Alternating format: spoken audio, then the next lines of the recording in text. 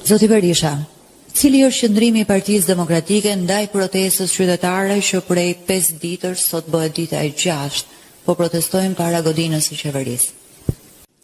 Qëndrimi ynë është ky.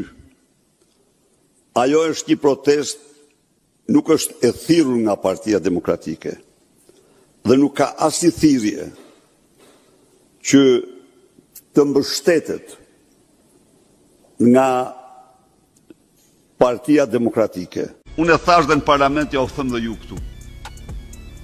Kjo është përpjekja për të larguar investitorin e madh të fundit nga Shqipëria.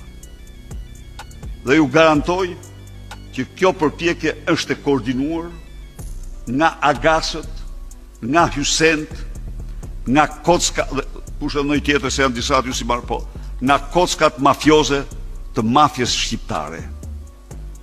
Ne qëndrojmë, jemi për investime.